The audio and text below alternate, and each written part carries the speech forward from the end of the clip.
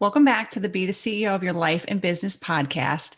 On this episode, Amy and I are talking about a topic that brings me back to, and Amy, I didn't even tell you this before we started recording, but brings me back to right before I opened up my own practice. We're talking about what is your why right now? And it's such an important question because you have to think about like where you are and what is your why. Because if you're not connected to your why and what you're doing, it's not going to feel right. So before Mhm. I went out on my own, it was the end of 2019. I was reading the book by Simon Sinek, Start with Why. Mm, And it was shortly thereafter that the issue that prompted me to leave occurred. And yeah. the timing of that was so interesting. And I still have, like, I have that book on my desk because it, that book was such an important part of my life at that time and really helped me. It really guided me to make the decision that I made. And it was because I had to analyze and think about what my why was at that moment in time. And it's going to change over time, but you have to get really specific about it. Like for us, like whatever area of your life that you're looking at, like, you know, for Amy and I, we're running our own business. Okay, why are we running it the way we are? We have a why. So, when you think about your why, you can't think about what your why was 10 years ago or what your why might be 3 months from now. Like, what is your why right now, right? Yeah. And I also think that a why it could really confuse people because you could say, well, why are you in the career that you are? What's your why? Why are you, on the partner track for a law firm? Or why are you trying to hustle to open up another brick and mortar? Whatever it is, why are you doing it? And giving the answer of like, because I want to make more money, that's not a why. That's actually So not a why. that is a result of what happens. Like what you do produces that result. Your why, and if you follow and agree with Simon Sinek's teachings, and we both do, I think he illustrates this brilliantly in his books, Start with Why and Find Your Mm-hmm. Why. But he talks about the golden circle, and the why is always at the heart of the golden circle. So if you imagine a circle in the middle and then two circles that are outer rings, your why is at the center. How you do your why is the next ring, and then what you do is the outside ring. And it always will come back to your why, that if you are not doing things that are in alignment with your purpose, like what your mission is, and it sounds so corny and so like woohoo, but if you don't identify what your purpose is, which is also another way of saying what your why is, and you are just flying by the seat of your pants and trying to like build and be successful and get results, it's not going to feel the same. It's not going to be like the same feeling that you get when you are really doing something purposefully and in alignment with like why again you're supposed to be doing it. And I'm not trying to make that more confusing, but like I think that it really can be very confusing because people are like you attach your why to these results that you want. Like, why are you working so hard? Because I want to buy a vacation home. Well, but that's not the why. That's not going to be the fiery emotion that gets you to take more action. That'll fizzle out over time. and I love how Dean Graziosi talks about like discovering what your why is and how you have to go. And this is like research based. He talks about it all the time, how you have to go 7 layers deep. And if it's so interesting to say, like, what was the example you just used about buying a vacation Yeah, home? why do you want to buy a vacation home? Okay. And what did you say after that? um oh no, why are you working so hard to like, or why are you hustling so hard right now? And your answer could be to buy a vacation home. And then it's, why do you want to buy the vacation home? Right. And then why? And then why? 7 times. Mm-hmm. And it'll lead you to the real answer why you're doing something. Yeah. Um, and it's interesting to think of it that way because the things at the top are like so surface level. Like, okay. And it may be like buying a vacation home is more of like a goal, right? Right. So goals and whys are not the same thing, right? So if you have a goal of, Right. you know, buying a vacation home, well, why do you want that vacation home? What are you working so hard for? It could be, Right. I want to give my family freedom. I want to be able to, you know, have a second home that we can go to whenever we want to. Why? So that we can spend more time together, so that we have freedom. Like you have to go all those layers deep because the material thing of buying a vacation home is not the why. Does that make sense? Yeah. Yeah. Because that's not going to, like I said before, keep you energized. If we follow along with this hypothetical for a second, Laura, you got down to like layer 4 there, right? You said, why do you want to have a vacation home? Probably because you want to have the freedom to be able to vacation somewhere that you love, right? Well, why? Well, because I want to spend more time with my family and my friends. Well, why?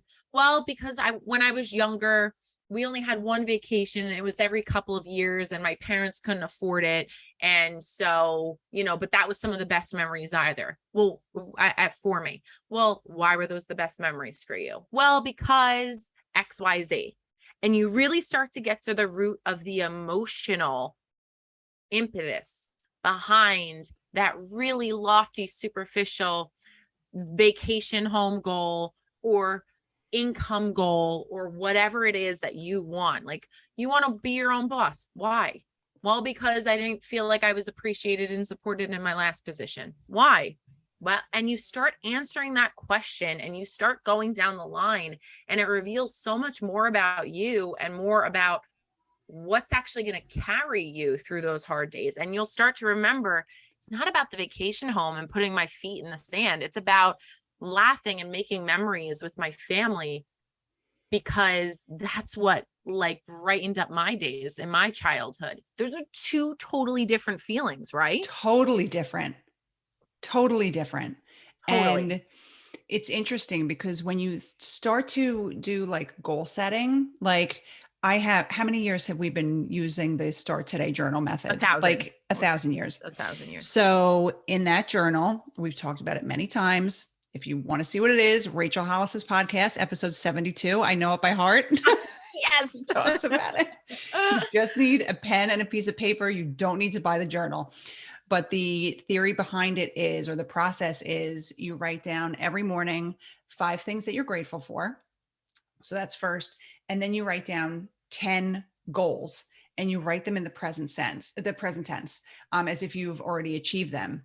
And then on the bottom, it's your first goal, right? What's the first thing you need to achieve that's going to, get you on the road to those other 10? Right. And if you look at, and I did this actually a couple mornings ago, because every morning, of course, I do it now in my Growth Day app. So I don't handwrite in the journal anymore, but I still follow the same method. And I was looking at the 10 things that I had written down and thinking about like, okay, why is that on the list? And what do I need to do first that's going to get me to level 2, level 3, level 4, level 5? And you can start to see it's like dominoes of, okay, if I do this, then I'll get to this, and then I'll get to this. And then you keep like climbing that ladder. But, you have to really look at it and, take a deep dive into, why do you want to do this? Because what's the point of setting goals if you don't have a reason behind it? I don't know. Yeah. Well, you could set all the goals that you want, though. And I think that what the research shows and why these thought leaders are so passionate about providing a process of discovering your why is because at the end of the day, our feelings and our emotions are going to drive the bus here, because there's going to be so many different things that you could want. But when you start to attach the feelings behind why you want to achieve those goals, it propels you, I should say, propels you into taking the action to achieve those goals. So you could say, like, use another example. I want to grow my business by 4 other people by the end of this year. I want to add 4 team members. Well, why do you want to do that?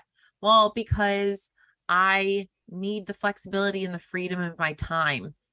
Instead, it's not about money. It's about my time, and I need to get my time back because I need to spend my time doing this, or I have a passion project that I want to work on. And these 4 people will help free up that time. So rather than worrying about, well, I need a bigger organization to make more money so that I can, to have more time and flexibility, when you root yourself to, I'm going to spend my time with this specific cause or this specific person and be able to do this, it emotionally grounds you into a place where you're like, yeah, I'm going to make anything happen, because now I'm so super specific as to why I want to achieve that specific result. And that's why you have to be so specific. And this can change over time, right? So when I, Yes. when my kids were born, or actually, let's go back to before I had kids, right? My why was nothing, not even close to what it is today. 20 years ago, Right. I didn't have kids. I was working for a big law firm, billing all the hours, having fun, going out to lunch, with the other people that I was working with. And, my biggest concern at that point in time was like, what time am I going to the gym tonight? So, Right. my why then was I wanted to be a partner in a big law firm. That was my why. That's why I was working so hard. That's why I was doing what I was doing. And then once I had children, that that changed. Like now my goal was not to be a partner in a big firm. At that point in time, my why was I needed to survive, literally, so that I could take care of these 3 kids, because they were, 4, 2, and 1, whatever, newborn, 1 and 3. It was just like, it was complete chaos. So my why went from very like career oriented to survival mode, and Mhm. being able to survive raising these 3 kids and, hang on to my career. Like, it was so hard. So it changed. And then as they grew, it changed again, because I was no longer well, kind of in survival mode, but not as bad as it was when they were so little. Right. I was no longer in that real survival mode. So I was able to start thinking about really my career again, but also wanting to have the time to be around for them. Right. So it shifted again. And now that they're a little bit older, it's shifted again. And now it's more about like my time freedom and building this business so that we can have, what do we say? We have flexibility now. We don't have freedom. Yeah. I want to one day have freedom so that, we can do whatever we want and, take all the vacations we want and spend all the time together we want. Right. Hmm. So it's been in flux over all these years, and that's okay. Like, Right. your why is going to change, and that's just part of life. So you can't, think there's something wrong with you because the why you had last year doesn't feel right to you anymore. Right. Yeah. Yeah. Oh, totally. Because our goals and our dreams, our ambitions, they're going to change over time. I mean, I had ambitions of like never getting married, never having kids, and just doing my own thing as an attorney like my entire life until I met my husband. And then I was like, all Right. right, he's kind of cool. I'll stick around with him. And then, oh, okay, I'll have kids too because he's awesome and he's going to be a great dad.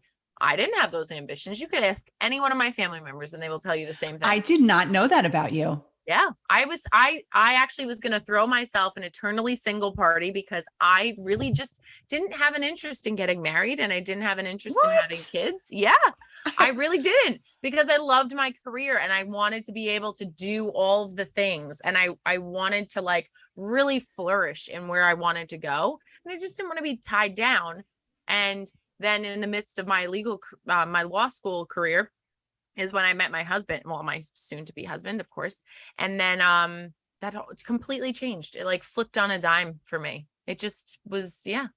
But for Interesting. me, that then my why for why I'm doing things, why I'm showing up, why I take care of myself and why I'm committed to my wellness has changed dramatically because of other situations that have happened in my life too. So things change over time. Change is the only constant that we will ever get in this life, is that things are always going to change. And for me, I don't I don't anchor myself to a why and then just see how it goes. I'm constantly reevaluating my why. For Laura and I, we've reevaluated it as of, the past 2 to 3 years when we started our business together. And when Laura went out on her own, and then when I followed suit thereafter, our why changed then. But even since then, our why, I can't even count how many times my why has changed with every new adventure and endeavor that we've taken, and every undulation of like the rest of our lives and the needs of our kids and our families. It changes. And for us now, I mean, one of the easiest ways that I think that you can really start to tap into your why, and it's so hard for busy people like us that like need to extract every last moment of their day, is to really sit and get quiet and meditate on it and visualize it and do the practice like we talked about before, that Dean Graziosi talks about the 7 layers.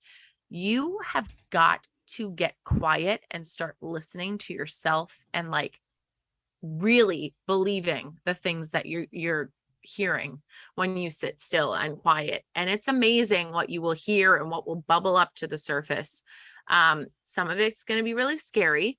Some of it is also going to be really exciting because you want to propel forward.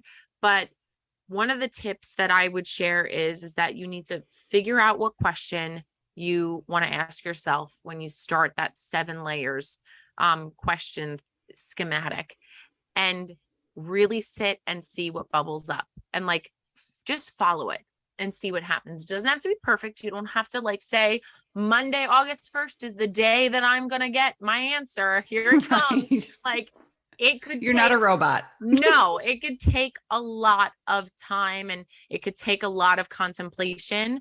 It's not going to be instantly gratifying to figure this out like the first time that you do this. But when you start to sit and start to be quiet and start asking yourself, like, why is this happening? What do I want to do? Where do I want to go? What feeling do I get? I call upon Laura all the time for all of her feelings that she gets about things, and they're normally spot on. So yeah, if you start to get really quiet and start to ask yourself, what is your why?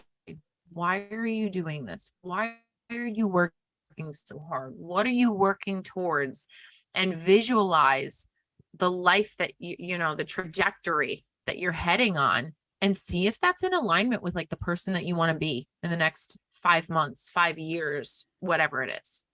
And you have the most important part of that, I think, is listening to yourself, right?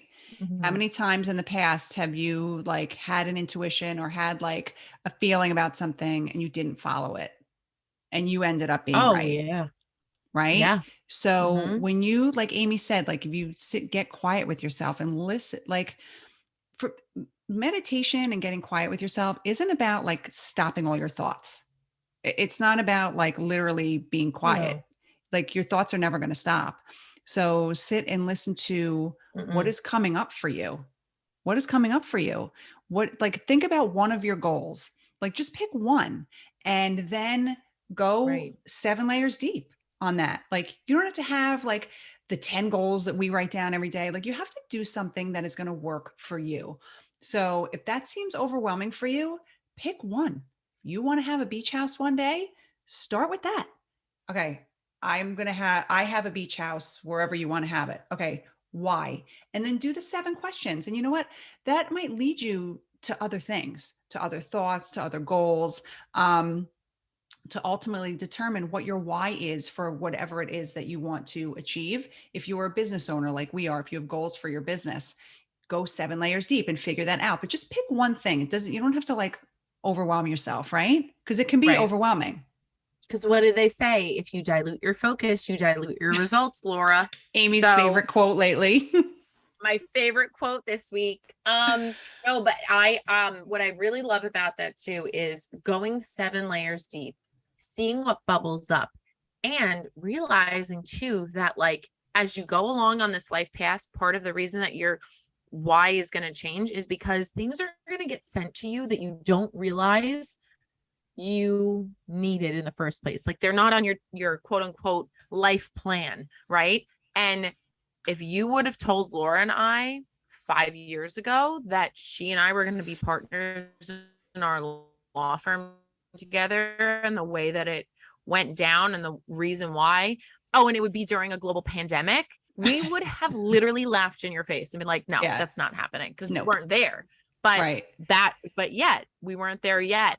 And then the universe, God, whatever spiritual being you may or may not believe in, is going to start sending you things. So the only way that we really attribute to like how we can follow our next path and like what's next steps we take is because we get really quiet and we actually listen and we follow our gut, Yes. So listen to right? yourself. Having your why is so important. So, what is your why right now? What season are you in? What goals do you have? And what is your why behind them? Because if you have a why behind them, you're much more likely to take the action to pursue whatever it is that you want to pursue. We hope these tips were Yeah. helpful for you today, and we'll talk to you on the next episode.